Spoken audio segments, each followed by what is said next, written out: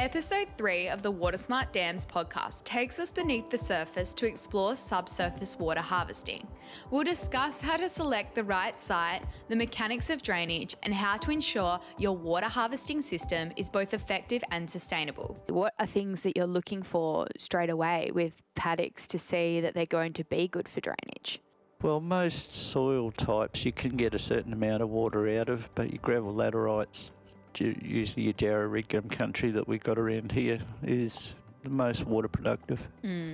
Some of the other loamier stuff, you can get water out of them, but nowhere near the volumes. Yeah. Because that'll hang on to water rather than transport it. What are the mechanics of subsurface drainage? What does that look like? Basically, we use a 35 tonne digger and a big V-drain, 1-in-1 batters on the side, and we're chasing through the laterite material to the plasticine clays underneath, and so the water will come out of the profile down into the plasticine with a grade in the bottom to one end. Can you tell us a little bit about the different types of drains and what they're used for? Well, the water harvesting ones we try and do is as short as possible so there's minimal paddock disturbance. Try and run them parallel to their cropping lines and then just poly it to where we want it. The salt ones are a bit different.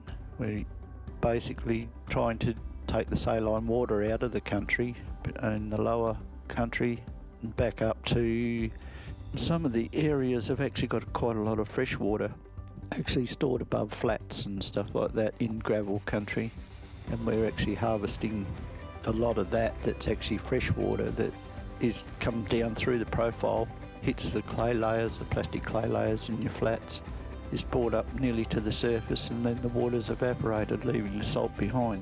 Basically, the lower country ones, we're just sort of trying to take or relieve the water stored above your flats. Yeah. But usually it's too low in the landscape to use that water, as in dams and stuff like that. With drains, sometimes there's probably some that have been constructed and then you guys are going in to sort of further develop them. What are you sort of changing or looking at to make them better usage on farm? A lot of the ones that have been constructed have been done with a dozer or something like that, and they're not deep enough to get down onto the plasticine clay under that porous profile. How are you determining the length of a drain? That's through the potholing with the diggers, and once the water seems to have, backed off in flow, out to the end of the drain. But if it's still producing water, well, keep the drain going. Yeah. What's sort of the average, I guess, lifespan that a drain has success for?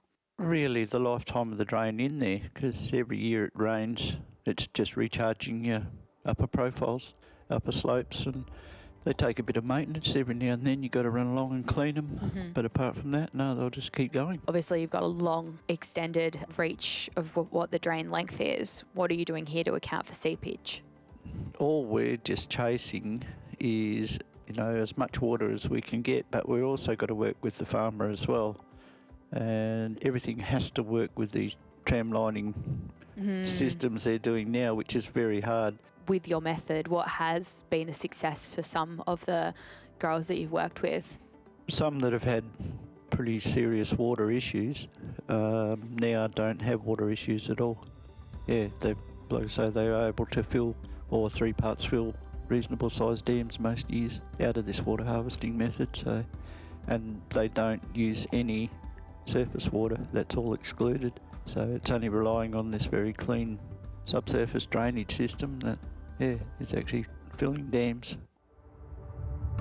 Thank you for tuning into the Water Smart Dams podcast. We hope you enjoyed today's episode and it gave you valuable insight into the effective water management practices that you can implement on your farm.